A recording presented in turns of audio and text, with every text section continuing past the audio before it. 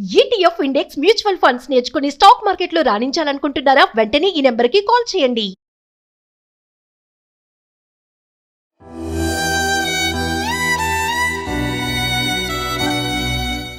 Madam ఇంత ఘోరంగా జరుగుతుంది. ఎట్లా జరుగుతుంది? ఎలా చేస్తారు మేడం? దేనికోసం చేశారు మేడం?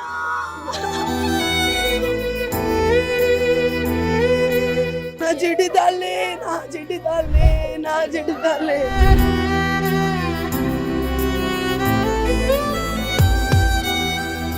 11:30కి టిఫిన్ తీసుకొని వెళ్తుంది. ఆ 10కి వచ్చి ఎప్పుడు చేసిపోయిండో ఏమో అర్థమైతే లేదు.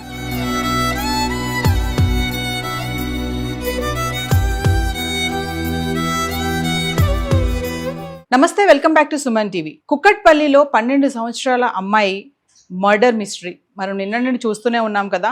ఎవరు చంపారనేది ఇప్పటి వరకు తేలలేదు. మరి ఇంట్లో అద్దెకుండే సంజయ్ అనే ఒక అబ్బాయే చేశాడు అనేసి అయితే చెప్తున్నారు ఇప్పటి వరకు.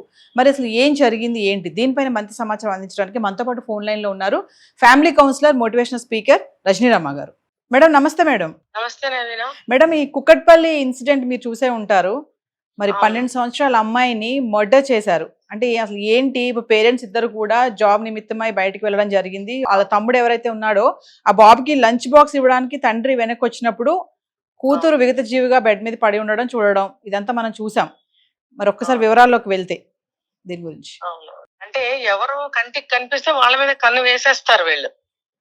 అంటే ఎక్కడి నుంచో వచ్చేసి ఉద్యోగాల కోసం ఇక్కడ ఉండిపోయి వాళ్ళ ఆచార వ్యవహారాలు ప్రకారం నడుచుకుంటూ మన వాళ్ళని టార్గెట్ చేసి, టార్గెట్ అంటే ఏంటంటే నేను ఇక్కడ అనేది, వాళ్ళు ఏ జాతికి చెందిన వాళ్ళు, ఏ ప్రాంతాల వాళ్ళు అందరూ మైగ్రేట్ అయ్యి వచ్చేసి హైదరాబాద్ కు వచ్చేసి, తర్వాత ఏంటంటే వీళ్ళు నన్ను అడిగితే నాటు అడవి జాతి అన్నమాట ఈ ఒరిస్సా వాళ్ళు చాలా మంది. మళ్ళీ వాళ్ళు వింటే నాకేం పర్వాలేదు, ఐ డోంట్ కేర్. నేను చూస్తున్నాను చేతులకి మెళ్ళకి కాళ్ళకి తాళ్ళు కట్టేసుకుని ఎంత మూఢనమ్మకాల్లో వాళ్ళు మూర్ఖత్వంగా, ఎంత నాటుగా మోటుగా ఉంటారంటే ఐ హేట్ అన్నమాట వాళ్ళని. చాలా మందిని చూశాను నేను అలాంటి వాళ్ళని.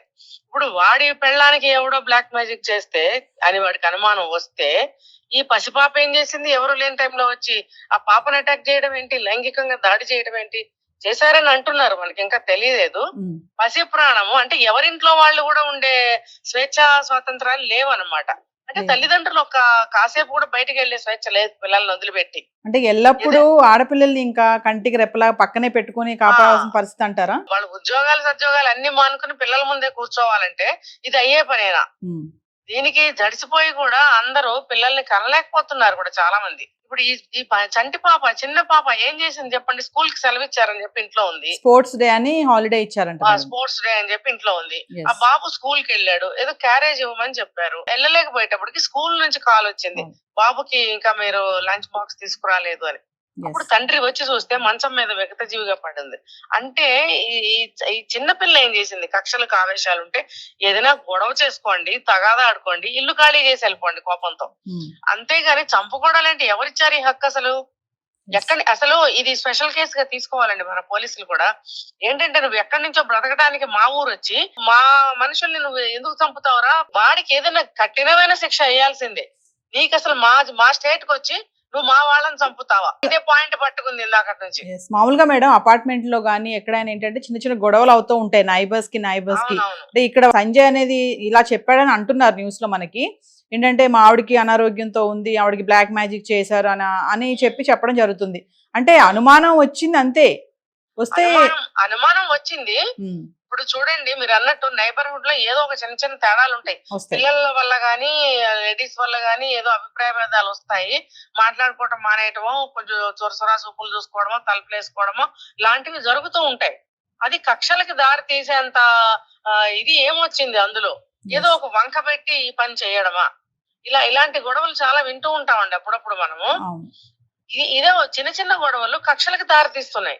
మగవాళ్ళు ఇంటర్ఫియర్ అయ్యి ఏదో ఒక యాక్షన్ తీసుకోవడం అన్నమాట. అంటే భార్యలు ఏదో ఒకటి ఎక్కించి చెప్పడం మొగుళ్ళకి, వాళ్ళేమో పెద్ద పోటుగాడిని నేను పెద్ద మొగాడిని అని చెప్పి పక్కింటి మీదకి తగాదాకి వెళ్తాడు అనమాట. ఇప్పుడు ఇది ఇంకొక స్టెప్ ఎక్కువ వేసేసి వీడు చంపేయడం పసిపిల్లని. అంటే పెద్దవాళ్ళ మీద నేను చూడండి, మీ మీద నేను కక్ష తీర్చుకున్నాను, మీ పిల్లని మీకు కాకుండా చేశాను, చంపేశాను, ఇప్పుడు మీరు ఏం చేస్తారో చేసుకోండి. ఏం చేస్తారో నువ్వు వెళ్ళి జైల్లో కూర్చుంటావు 2 నిమిషంలోనే. పైగా వాడు గరానగా అక్కడక్కడే తిరగడం, మళ్ళీ ఏం తెలియనట్టు పట్టుబడకుండా ఎలా ఉంటాడు వాడు దరిద్రుడు. వాడికి ఆ మాటలు చాలా చిన్నవి. వాడిని ఏమైనా అసలు కత్తికి కండ తీసి కాకులకి గద్దలకి వేయాలి వాడిని. మా ఊరు వచ్చి మా వాళ్ళని చంపుతావంటరా నువ్వు? ఎవడు నువ్వు? ఎక్కడి నుంచి వచ్చావు నువ్వు?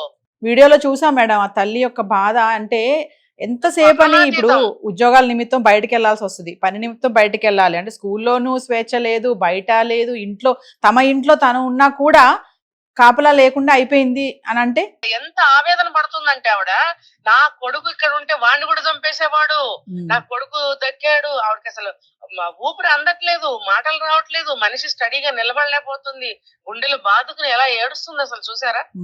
ఎంత ఎంత దారుణం చేశాడు నిజంగా. ఆవిడ అన్నట్టు ఆ బాబు కూడా ఇంట్లోనే ఉంటే ఇద్దరిని చంపేవాడేవాడు. ఇప్పుడు వాడిని ఊరికే వదలకూడదు, మామూలు శిక్ష కాదు.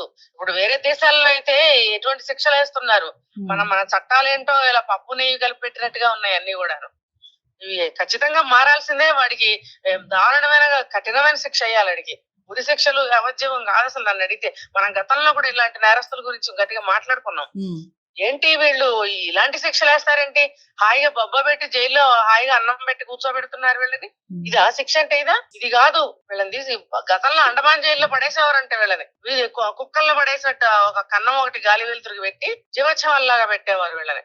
మరి ఇప్పుడేంటి ఇలా తీసుకొచ్చి బ్రహ్మాండంగా సౌకర్యాలు, తిండి, మెడికల్ ఇవన్నీ ఇస్తున్నారు. అసలు వీడు ఎవడు? ఎక్కడి నుంచో వచ్చి మన ఇళ్ల పక్కన అద్దెకి తీసుకొని వండి మన మన మన మన ప్రజల్ని ఇలా ఎందుకు చేస్తున్నారు? వీడే కదా, ఇలాంటి వాళ్ళు ఇంకా చాలా మంది ఉన్నారు. అంటే ఆ తల్లి కూడా చెప్తుంది మేడం, నాకు ఎవరితో గొడవలు లేవు, మేము ఎవరితో ఏం చేయరు, నా ఉద్యోగం నేను నా పని నేను చూసుకుంటాను అని కూడా ఆవిడ అంత బాధలో ఉండి కూడా అంత ఎక్స్ప్లెయిన్ చేయడం కూడా మనం చూడొచ్చు. ఆ వీడియోలో కూడా మనం వినొచ్చు ఆవిడ మాటలు.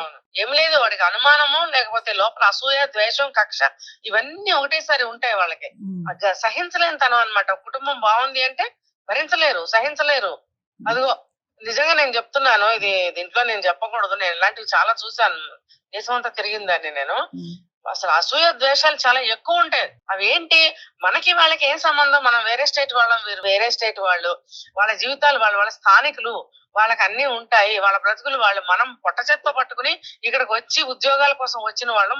మనం టెంపరీ లైఫే గానీ ఇక్కడ మన ఊరితో మనకే ఉంటాయి అనేటువంటి బ్రాడ్ ఆలోచనలు ఉండవు వాళ్ళకి. మన దేశం వచ్చి మన ఇళ్ల పక్కన కూర్చుని మన రాష్ట్రాల్లోకి వచ్చి వీళ్ళు బాగున్నారని ఏడుపులు అనమాట. ఆ ఏడుపులతోటి వాళ్ళు చేసేదేమో అలాంటి మూఢనమ్మకాల్లో ఉన్న మనుషులు ఏంటంటే అనుమానాలు అనమాట. ఇంకా వాళ్ళకి ఆ మూఢనమ్మకాలతో వీళ్ళే పక్కింటి వాళ్ళే చేశారు. ఇంకంటే ఏది జరిగినా పక్కింటి వాళ్ళ మీదే కన్ను. అసలు ఇలాంటి వాళ్ళకి ఇల్లు అద్దెకే ఇవ్వకూడదు.